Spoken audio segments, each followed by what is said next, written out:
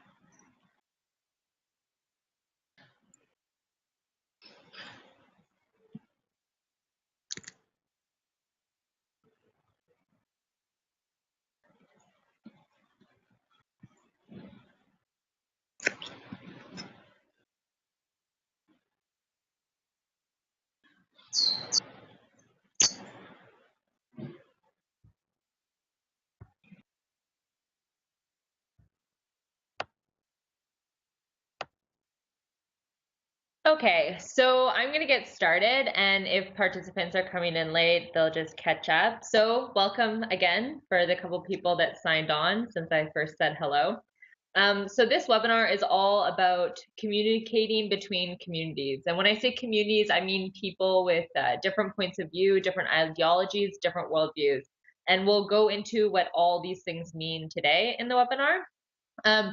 But how we're going to start is by talking about listening, because for me, listening is one of the most important things in communication, rather than actually just saying things. So that's sort of what the outlook is for today. There'll be a couple Padlets, so feel free to participate and share your thoughts if you're comfortable doing so. Questions for those who join can go in the chat box, and otherwise we'll get started. So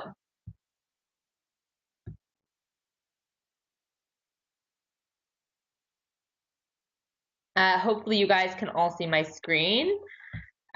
Please let me know if there's any issues with the chat box. So for me, like I said, the first steps in communication is understanding who we're speaking to. What are their values? What are their preconceptions? What are the experiences they have? And how does this affect the way that they're listening to what we're saying? And so how do you do this? How do you find out what somebody's values are? How do you find out what someone's interests and experiences are? And how do you find out how this is coloring the way they hear what you're saying? For me, this is all about interacting with the person, whether this is asking questions, listening to the type of words and phrases they're using, what type of language are they choosing? Is it positive, negative, ambivalent? And this seems a bit tasking sometimes because, for example, if you're listening to something that's already complex, if it includes things that are ecological, social, political, as well as all these different stakeholder views, it can be sometimes overburdensome. So, what are some techniques we can use so that we can listen?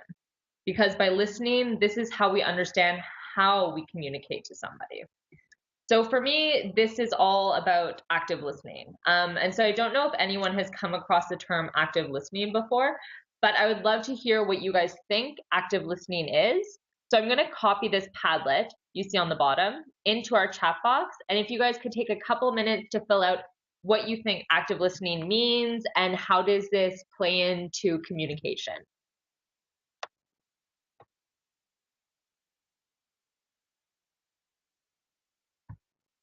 So if you were here in our last webinar, you know just to follow the link. You'll double click on the screen and type your thoughts to the question. There's no wrong answers, and don't feel like you need to share if you don't feel comfortable doing so.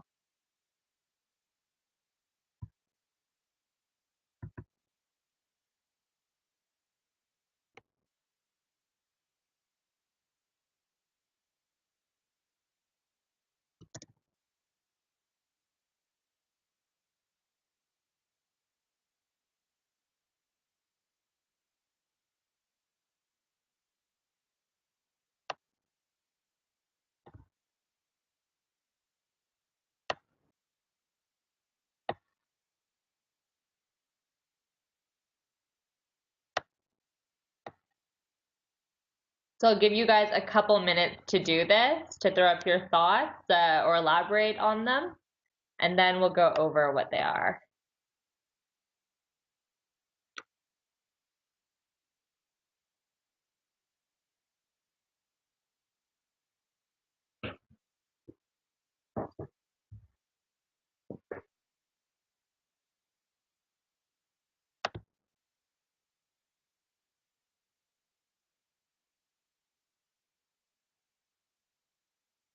Okay. So I'm going to read out some of these thoughts. I really love that a lot of people have drawn on this idea of paying attention, but not just words, but more than that, because that's sort of how I see active listening as well. It's not just listening to what they're saying, but how they're saying it. I also see a lot on being neutral, and I think that's really interesting as well. And we'll talk about that in a second.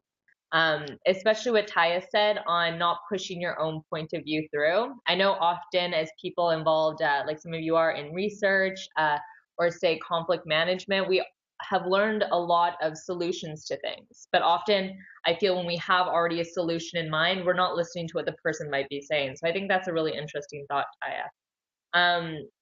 Claudia said with an open mind and not pulling away ideas you disagree with. So we'll touch on that actually as well and how that relates to communication, that specific idea of pulling away because you disagree with something. So very great ideas, and thank you so much for sharing. So we're going to go on now and look at what active listening is. So I'm going to share a few quotes with you guys because for me, this is really what I feel supports why we should listen actively. So the first one is by Doug Larson, and it's that wisdom is the reward you get for a lifetime of listening when you would have preferred to talk. And so this for me resonates a lot with what some of you said in the Padlet, that you should have an open mind and you shouldn't push your thoughts. Because for me, often if we have our thoughts already formulated why the other person is talking, you're not gaining anything from that conversation and you're not learning from them. So that's very important. The second one is by someone called Scott Peck, and it's you cannot truly listen to someone and do something else at the same time. So I don't know if anyone else is guilty of this. I know I do this a lot. I have Skype calls with friends from back home often, and I always need to fidget when I pay attention, which is just something I happen to do. But often I start cleaning or I start moving things around my house, and all of a sudden I'm missing these important updates. So I think it's something important to be mindful of, especially in our day and age where we always have things coming into us, whether they're updates for project emails, whether they're to-do lists going through in our head. And the last one is from Diogenes, and it's we have 2 ears and 1 tongue so that we would listen more and talk less. And so for me, this really comes back to what a lot of the participants here in the webinar who will be facilitators at the Global Landscape Forum could sort of take away from, because I think when we're facilitating and we're trying to identify what challenges there are in a discussion, what solutions, it really pays more as a facilitator to listen to what all these people are saying. What are the dynamics that are coming up, without jumping straight away to maybe the conclusion of the discussion. So I want you guys to keep this in mind as we move forward, just to conceptualize what active listening means in different contexts. So now moving on to what is active listening. So like a lot of you said, it's really focusing on the person. So removing distractions. Some of you in the Padlet said it's focusing on facial expressions. So that's like listening to the speaker's signs and sounds. And then finally, feeding back that you've understood. So I don't think anyone mentioned this specifically in the Padlet, but this is a lot about summarizing what the person said. And I know often when you teach classes, I find this very useful. So you repeat in a different way what that person says before you come to any conclusions about it, or before you go further in the discussion. And that's often very useful in making sure you've understood, especially contentious topics, so things that deal with social dilemmas, political decisions, which often comes with this landscape approach in environmental governance, in the sense that you have a lot of emotions tied in there. So really making sure you understand someone can be very important. So what are some things that could prevent us from doing this? And I want to mention these not because I want to be overly negative about your skills as active listeners, but also just so we can be aware of them, because I know sometimes I can be at fault for doing this as well. So distractions, so internal and external. So this is, for example, I don't know if anyone does this. You have a list of things to do this week, and somebody's talking and maybe you're not as engaged as you could be, because instead of listening to everything they're doing, so their words, their hands, the tone, you're just sort of listening to the words unconsciously, and you're taking away on this list inside your head. This also includes things sort of next to you. For example, if your colleague is also having lunch with someone and you're listening partially to both conversations. A common example of external would also be your phone, I would imagine. Another is defensive listening, or treating a discussion like a competition. So some of you said in the Padlet, not pushing your ideas, being open-minded. So this sort of is in the same light, in the sense that defensive listening, and maybe you've come across this in your guys' studies or your careers, in the sense that somebody already has an idea of what they want to decide at the outcome of that conversation. They know what they're trying to push onto you as a decision. They know what the solution is. They know what the path of action should be. And so instead of just listening and maybe learning something new and allowing a conversation to challenge your ideas, you've already decided that that person is wrong, so you're going to push it out of your mind. So that's something to keep track of, because I think this is really common with people that have been involved in a lot of, say, conflict management or governance issues. We already have so many prejudices just from our past work and experiences that we often forget that there's so much we can learn on a continual basis.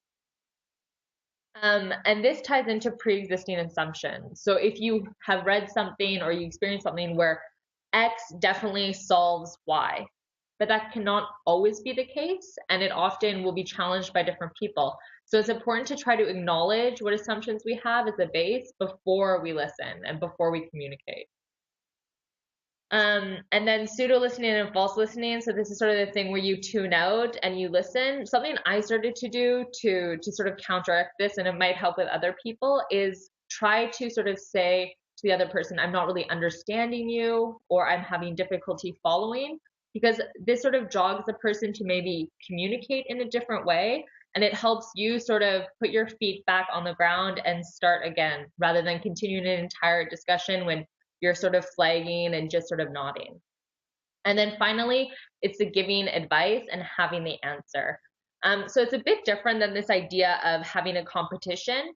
And I know maybe if you have any younger siblings, this might be the case. With my younger sister, I know I always do this. And I wasn't aware until she told me a couple years ago that every time she called to chat to me, I had this solution to her life. And she said, Gabrielle, I actually don't need a solution. I just wanted to talk. And so it goes back to the quote a couple slides ago that said often the way to find a solution is just by listening. And so sometimes the solution is just listening to what someone has to say. They just need to be heard and they just need to express themselves. So that's something to keep in mind. So, some tips to engage in active listening, whether this be while you're facilitating at the Global Landscape Forum, just in your general work, or if this is during the youth session at GLF. So the first thing I want you guys to do is really pay attention, and this is with all your senses, whether this is how the person is gesticulating, the way their voice fluctuates, and also the facial expressions that they have. And like a lot of you already mentioned, with full judgment. So even if something seems completely crazy and so wrong, and it could never possibly be considered by you as a problem or solution, really try to withhold that judgment. And if you feel yourself judging, try to put it aside and just take a minute to breathe. Another thing is reflecting and mirroring. And so this is when you would think about what that person is saying, right? So sort of mull it over in your mind while they're speaking. Try to understand where they're coming from. If you're having difficulty listening, whether there are external or internal distractions, whether you're realizing you have some of this giving advice syndrome, you can always ask the person if it's one-on-one to clarify and summarize. So like I said, when you teach and you sort of say, well, did you mean this? And you're summarizing while also trying to clarify. And this also, I think, in an interaction with someone gives the other person a lot too, because they really feel listened to, which is quite important for establishing a rapport between stakeholders. Following this is sharing. So share what you've understood through this summarization and share your thoughts on it and what you think and where you think it could change, and maybe put some of your ideas in there as well. So to finish off this, before we go into actually communicating and some barriers to communicating across communities and then how to overcome these, I want to leave you with this quote. And it says, courage is what it takes to stand up and speak, and courage is also what it takes to sit down and listen. So please keep that in mind in the youth session, especially when we're talking about these big issues like rural urban migration and including intergenerational discussions within this broader discussion on landscapes. And do really think that it's not always the right thing in the right moment to stand up and say something. Sometimes it's better to wait and think about it and reflect. So do keep that in mind as we go forward. And this is related to when we'll connect with the storytellers if you're one of the youth participants or you're in the youth session, whether this is an elder or people with different experiences that they'll be sharing. It's understanding these challenges from different perspectives and trying to learn new ideas, even if you're not the one sharing them. So after we've talked about listening, it's now about who we're engaging when we talk about communicating across communities. And there's two different techniques I usually use when I'm planning a project or when I'm trying to bring people on board to a project. So the first is basically identifying in the project planning the SWOT. So it's strengths, weaknesses, opportunities, and threats. So you might be familiar with it. So basically you're looking, what are the strengths that are brought to this project? What are possible weaknesses? Where are there opportunities that you can maybe leverage? And what are threats to accomplishing this project? So threats could be even that if not all stakeholders are engaged or not all stakeholders support something, the project won't go ahead, which is quite common in community-based projects or projects if you look across international NGOs with different sections, operating sections. If these sections don't all agree to do something, you rarely get anything done in the end. So once you have this sort of outline of your project and where there could be sort of chances to innovate and there could also be risks of failure, I do this model, and it's usually like a table with a list of all possible stakeholders, all of them. What I would do is bring out like a whiteboard or a wall with sticky notes, and you write down every stakeholder you can think about, every individual and every group. And then you divide it into 4 quadrants. So it's responsible, accountable, consulted, and informed. And something I try to underline so much is that people that are just informed or just consulted can often be the things that really break or make a project and how you're engaging people in communities. Because often, if people feel left out of the loop, they suffer from like this huge shock of change, especially science really changing the way they live their day to day lives, they do their day to day work. So that's something that's really important to keep in mind, really communicating with everyone who might be affected. So obviously responsible is the person who has to achieve different tasks at different points in the project. Accountable is who will be accountable, and often this is someone that could be, say, higher up than the person actually that's responsible. So take, for example, you come up with this solution in the youth session about urban and rural migration and how to integrate youth. And perhaps you gained funding from a private corporation. Well, the person that's accountable that could be someone that's managing your project, while you would be responsible. So that's sort of the differentiation there. Consulted would be anyone that could really provide information. So maybe they're community experts, they could be elders, they could be youth that would be affected by the project. And informed would really just be anyone. And nowadays, I think because communication can be so easy to a broader community and people can be inspired through ideas, it's often really great just to inform tons of people in your social network what's going on as well. So do keep this sort of model in mind if you're ever wondering what stakeholders in different project situations or engagement situations to involve. So we're now getting on to the part about communication across communities. So for me, I wanted to bring this quote by a philosopher. She's Canadian, and she lives on Vancouver Island. So if you know the west coast of Canada, it's this tiny island just off the coast of BC and up from Washington State in the U.S. And so this photo is actually also from Vancouver Island, and is from a tiny, I guess, island in the archipelago on the west coast of the island, where there are cedar trees that are 800, 900 years old and just massive. And I put this photo up because it's the name for the fern in the First Nation language. And so for me, it really talks about how communicating to different people with different beliefs and different ideologies and even different languages can be a challenge, but also really rewarding. And the reason I put her up is because her quote, which says, "As the limit of sensitive attempts to be responsible to our experience, truth has a moral dimension. Epistemology is preceded by moral choice." So I know it's a bit convoluted and it's quite abstract as a philosopher, but basically what she's saying here is epistemology, so the study of knowledge or gaining knowledge and understanding, comes after moral choice. So what does this mean? That means that our moral choice or our values are affecting truth and understanding and evidence.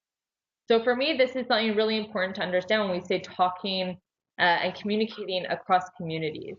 It's understanding what these different values and morals are, and understanding how this affects the way we look at understanding and knowledge. Because if you imagine a project that you're trying to implement, how do you bring people on board if, for example, you have no idea what their opinions are and their values are? How do you communicate that to them? So a lot about this section when we talk about barriers to communication across communities will be about that, about understanding values and understanding moral attitudes and understanding beliefs. So with that, as I said last week, I really am a strong believer in breaking down what each word means to understand the whole. So I'm going to give you guys some terminology before we go on, just so that we're all grounded in the same understanding of what means what when we talk about these different concepts that affect the way we communicate. So a big thing to differentiate between here is values, attitudes, beliefs, and worldviews. So now values is about what something is worth. So your opinions about this worth and moral principles. So like I just said in that quote where it says, morality precedes epistemology. Morality in this sense is our values, right? So this could be an intrinsic worth, so something that comes from the inside, and then also an extrinsic worth of something. And so this is like a monetary value you assign to a national park rather than, say, the happy feeling of being outside and breathing fresh air that you might rate. Beliefs now are the way we as individuals perceive the world. And this relates how we interpret individually our facts and our evidence, right? Which obviously affects the way we see the whole world around us. If you imagine everything that's coming in is different little bits of data and evidence, our beliefs will affect the way we interpret that. And now attitudes are something like beliefs based on our values, but they're opinions about something specific. So an attitude towards Donald Trump, for example, an attitude towards eating tomatoes grown hydroponically.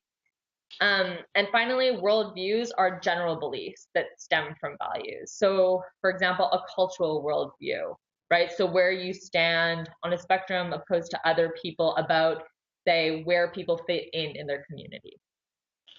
So just keep those differentiations in mind as we move through the section. So what are some of the challenges in communication relating to these things? Relating to the idea that values are affecting the way we're interpreting things. And thus, if you're implementing something like a project, that's going to be interpreted differently by people with different values and different ideologies. So it's been linked in studies to things like cultural identities, moral foundations, and motivated cognition. And so we'll go through cultural identities and moral foundations in more detail just after this and how it affects the way we interpret evidence. But for a bit of an example on motivated cognition, what you can think of it as basically a goal that is motivating your cognition. So, for example, if the end goal is that a specific solution is implemented, you'll change the way you think about something so that it fits the reality that that solution should be implemented. So a few examples are biased information search. So this is actually unconsciously seeking information that affirms that belief, so that affirms in our example that that solution is the correct one. You have biased assimilation, which is similar, but it's that you're actually only taking in and processing information that affirms what you already believe. And then the final one is identity protective based cognition. And this is based on the idea that we have a dissonance if someone has presented something that challenges our idea. So maybe you have gone into the youth session with the idea that there is already a solution for engaging youth in the landscape approach to tackle rural urban migration. And someone says something completely contrary to that belief, well, that will cause a dissonance in you, so a friction in between two beliefs. So to protect your already existing ideals and to push away that negative feeling, you'll engage in what's called identity protective based cognition and sort of push that out of your mind. So why does this all matter when I'm talking about basically all these different values and how does this fit into communication and why is it important to you as a youth facilitator, as someone engaged in the community across sustainable development and environmental governance? So for me, what it really comes down to is when we're trying to affect change like we are here, if you consider that with the solutions and the challenges you'll bring up during this conference, it's a shifting paradigm. So it's a shift in the dominant thought process. And that requires a lot of change and it requires people to get behind it and to support it and really push this forward. As much as one individual can change the world with their ideas, we do need the support of our peers and our community. And so this is very important, to be able to communicate what you mean to different people, to get this community support, to get support from individuals, and to increase their motivation to support you. And also decrease barriers, because like you'll see in a minute, there's sometimes barriers to communication that prevent us from agreeing to something because it upsets us so much in terms of our identities and our values. And so it's really to understand how to communicate to who, in what ways. And so when we say how to communicate to who and overcome these barriers, something that can be used is framing, which is a strategy that's often used in politics as well, and it's used to galvanize and increase concern and motivation around an issue to support. So framing is a process by which issues are discussed by adding or removing emphasis on different elements of this issue in order to communicate a different understanding of that issue to the public. And now within a political scope, actors within a policy arena use this as a strategy to gain support for their policy issues. But you can use this in any idea. So I'm going to show you a case study in just a second, and what you'll see is that framing is used to communicate across these barriers we just went over briefly, and to really make people interested, to bring support in, to really engage all the stakeholders you need to engage to make a project successful. So I'm going to go through a couple examples where this happens. So this, if anyone is familiar with the civil rights movement in the US, may look familiar. So it's a big march they did with Martin Luther King at the front. And so a lot of getting support from people that were very far reaching across a political spectrum for rights for African Americans was done by framing. So making the issue about treating man who, under their beliefs of God, were all similar. So it was about tweaking the way they communicated to people to not only get their own communities to support their freedom, but also other communities who weren't within that group. Another example that's more environmentally related is from the Cloudcut protest. And so the picture I actually showed you with the quote from the Canadian philosopher was taken on an island near here. And so like I said, there's these very old cedar trees. And what they were doing about 20 years ago was that they were clear cutting all of these trees on mountainsides, as you can see in the photo. So this is really the birth of Friends of the Earth and Greenpeace, for those of you who are familiar with them. And what environmental protest was seen as before then was really a bunch of hippies training themselves to the trees and really like loving nature. And what happened here at this protest is that they invited communities to come. They said, we want this to be peaceful. We want to have dinners together. We would like to sit together and talk and exchange. They brought in First Nations. And they did all this, and they changed, by doing so, the perception of what environmentalists were. So you then had loggers and foresters coming to protest the fact that they were clear cutting trees, because it had changed the way that it was perceived by understanding that communicating just anger and frustration and a very deep love for the environment maybe wasn't accessible to everyone to have their solutions supported.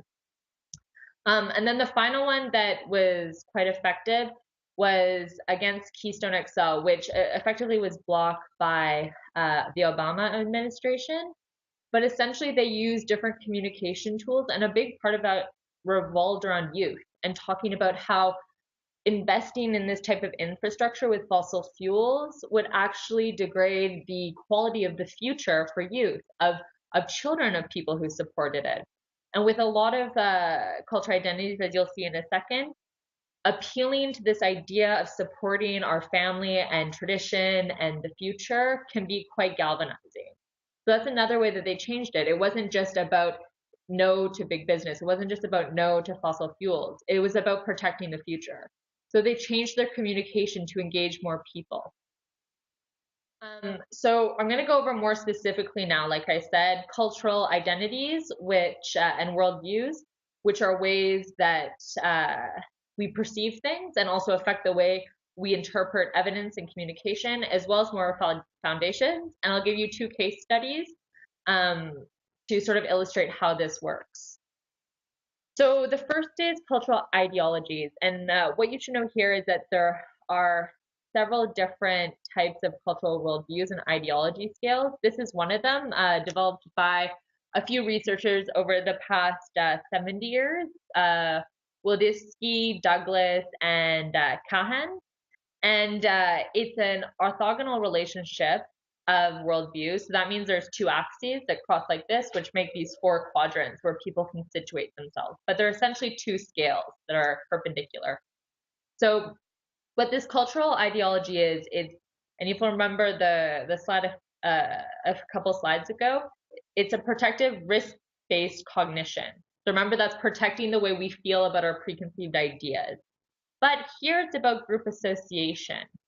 So they use this a lot to see how different groups will react to different legislations and policies. A lot on the HPV vaccine, so that's the human papilloma. So cervical cancer vaccination is about nanotechnology, climate change, gun control, women's rights, and abortion. And so they use this to predict where people will fall and how they will perceive communication. And by predicting that, they can alter the way they reach out to them. So, and the reason they do this is because dependent where you fall on this scale, you'll make decisions about where you fall rather than on what you know. So, how this works in climate change is that, as you'll see here, there are different values of risk associated with different positions on the graph, right? So if you're a hierarchist and an individualist, climate change poses a low risk for you. So you actually don't think it's important because of the way it's usually communicated. It's usually communicated, for example, climate change is something that will affect a lot of people, but that are far away from you and in the distant future. So it doesn't, for these people, pose a big risk. Now, for someone that's an egalitarian, so someone who believes in equality of all and very engaged towards their community because they're a communitarian, climate change poses a big risk because it affects the equality of people across space and time, and it disturbs our interactions with our community. Now, even if somebody that's a hierarchist or individualist knows that there is changes in precipitation, increases in drought areas and flooding and extreme weather events, they will probably choose to believe that climate change is not a huge risk because if they don't, they disassociate themselves with what the group believes.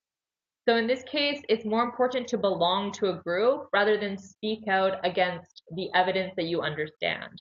And this is how cultural worldviews affect the way we interpret data and evidence and just what we're seeing around us. But that doesn't mean that people that are hierarchists and individualists can never be convinced that climate change is not important. There are ways of actually changing this, and that centers around communication. Now, so that you understand a bit more how we can confront this type of bias in communication, we should understand a bit more what these scales mean. So the first is egalitarian to hierarchical. So that's your Y on the grid. And so it basically dictates the importance of social differentiation into our worldview. So you remember a worldview is a set of beliefs. Now, if you're egalitarian, it means that you think equality is quite important. Resources should be shared. There shouldn't be classification based on what they believe is quite abstract concepts. However, at the opposite end of the scale, which is the hierarchical orientation, it's that resources should be distributed, whether this is energy, food, money, between explicit social classification. So this is sex, race, heritage, your religion, your social status.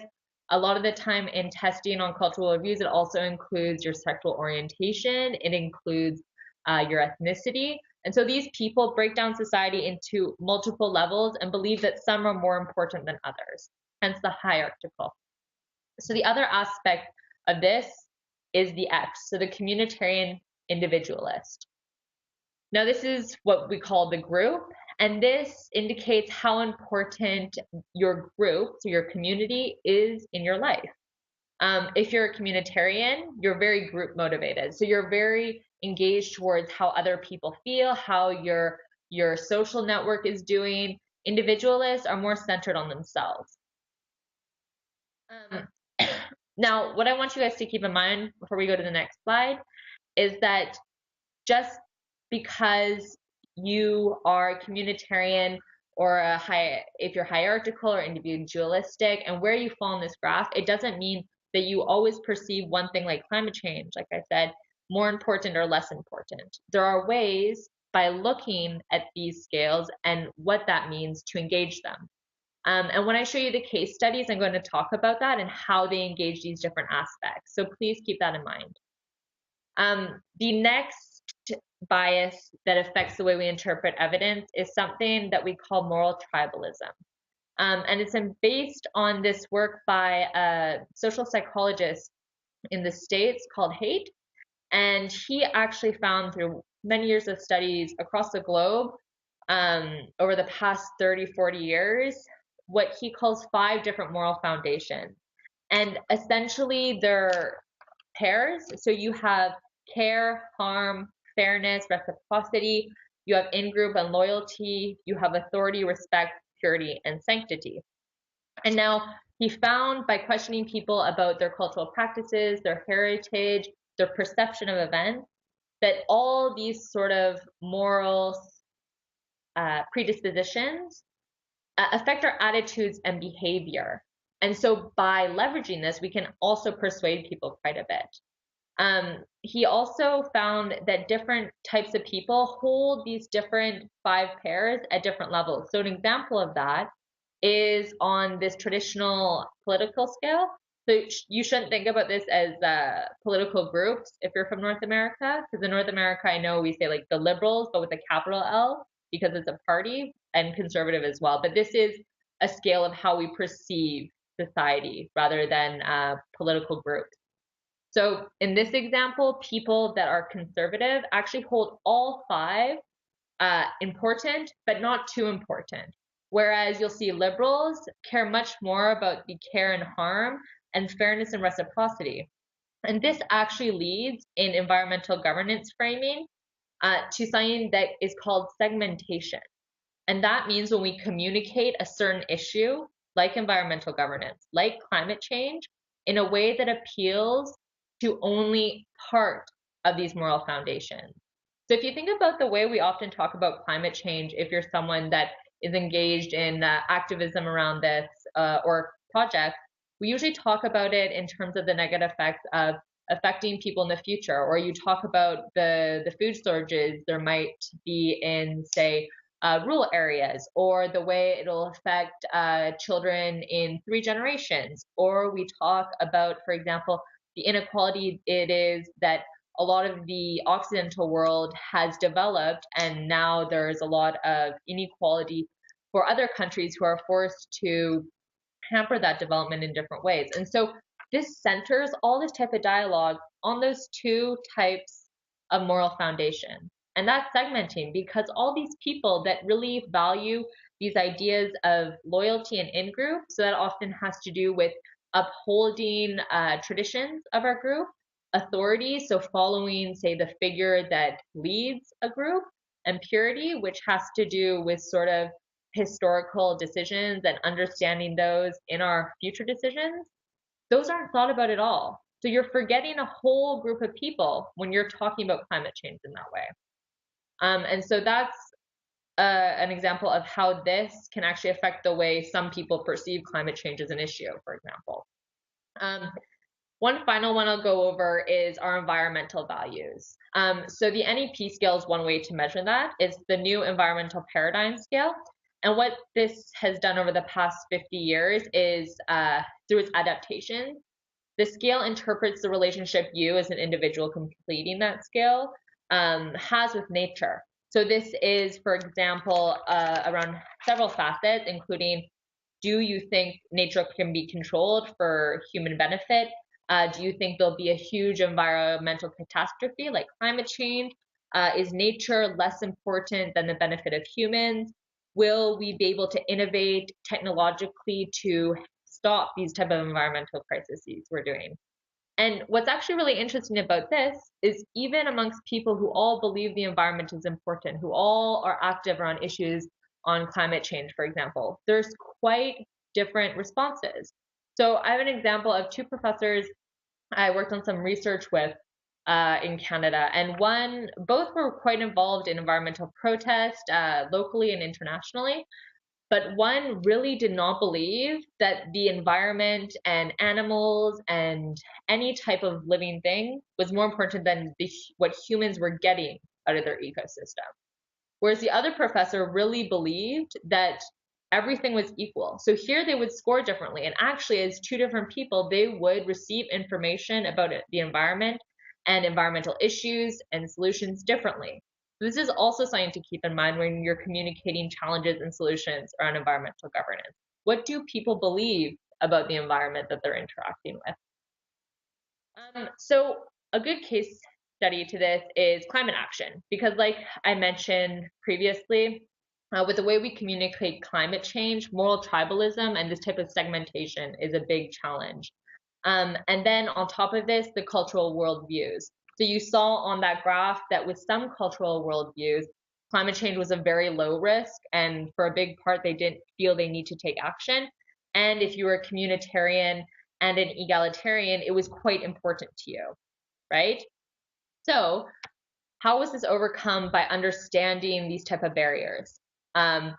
So a good example of this is fossil fuel divestment. And so some of you might know of it. Daniel, who's one of our youth facilitators, actually said he was involved in something like this.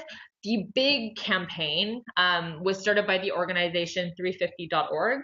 And actually now there are divestment campaigns all across the world, on every continent, where there are permanent communities. And so the idea was to basically have large institutions remove their investment from fossil fuel companies. And so what they did was they framed, so they changed their communication by understanding those barriers. They had an economic rationale about the carbon budget. So this is the idea that if we want to stay below 2 degrees Celsius, you can only extract so much carbon out of the ground. And once you exceed that, you know that you're locked into so much change. And this creates a bubble. So it's related to investment terms about false investment in a company. Because if you look at the way fossil fuel companies work, tons of people are investing in them. They're still on the market. There are institutions like universities who have their money in investments in fossil fuels. There's individuals like this. Your bank savings sometimes is tied to fossil fuel companies. So the idea is, if we understand that, and we understand it's a bad investment, because eventually climate policies will come into place, we'll transition to renewables, so all those investments will fall down. That's the economic rationale. And actually, what was so intelligent about this strategy when they communicated to all these communities was that they also coupled this with a moral plea. And they talked about how halting investments and halting support of fossil fuel industries was related to social well-being. It was related to a lot of things on social responsibility. So a lot of communities that started these campaigns campaigned around the ideas that most cities, most institutions, whether this is a company, whether this is a university, they have charters on social responsibility. And so there was a moral plea outlining how investment in some industry that is contributing to climate change is not morally responsible because of the negative effect on humans. So they had this paired communication strategy. And what was so intelligent about it was that the economic strategy relating to investment, relating to how renewables will come into place, relating to someone's personal profit, appealed to people that were individualistic. So people that generally don't think climate change is a big issue. It also appealed to people that were hierarchical, because they talked about the failure of these companies to report on climate change. They talked about the fact that they weren't doing their responsibility as a company. And so for this hierarchical view, they're failing in their sort of segmented area. While the moral plea still resonated with people that were much more community oriented, much more equality oriented. And then when you think about the moral tribalism side with those 5 foundations, part of the moral plea talked about upholding traditions and upholding family and following the law, which all covers these moral foundations that generally aren't covered by climate change discourse. So these are just some pictures of the different campaigns across the US and Canada. And I want to bring this back to the final point of why this all matters. Why does it matter how we communicate? Why do these barriers matter? And for me, it really comes down to our perception of evidence. And also that with this perception of evidence, this affects the way we see environmental challenges and solutions, not only in our own biases, but also how we're going to communicate these. So by framing our social marketing to others to support solutions, to support an understanding of a challenge. And really have a movement behind the type of innovative ideas we want to generate at the youth session. So I really want to challenge you guys to use this during the youth session and use this during facilitating your future and just all your future work to communicate to different people, to try to understand the inherent biases we all have and how we can engage people by understanding those. So one thing I'll leave you with, and we'll actually get more into this in our final webinar, which is on the 11th of November, and it's about communicating these ideas. And I want to show you this now because the first step is all about setting the frame. So when you communicate your ideas, the first thing you want to do is really understand who you're talking to and understand how you want to present it. So keep that in mind as we move along this webinar series, and definitely keep it in mind for the projects you guys have going on tied to GLF. Now, before we end, I want to take a moment to breathe and maybe get you guys to write down just on a paper in front of you, on your phone, your own possible biases, whether these are cultural worldviews, maybe different values that you hold dear, the way you interact with the environment, and write down a couple words of how this might impact how you perceive stories or data and other people's experiences while you're engaging in active listening. Try to keep this in mind, these notes that you make, and acknowledge when they're coloring what you hear or see, especially moving forward. So I'll give you guys a minute to do that before we wrap up.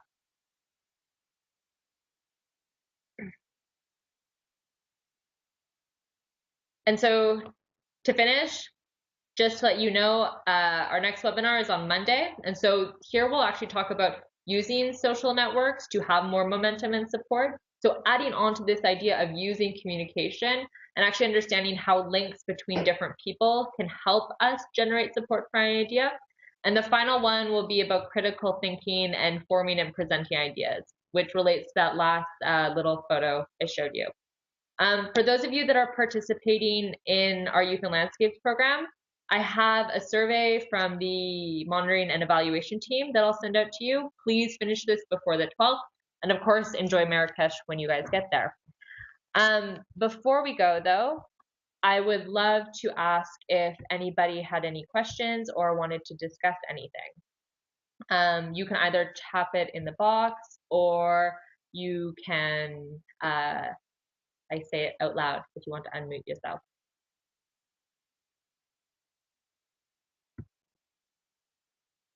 No? Okay, well, thank you everybody for joining. Also, those that are in the Youth and Landscape program, you received an email with your team agreement. Please check that over and comment on it before Monday. That would be great. So I wish you all a lovely weekend. Thank you for participating, and we'll see you guys next time.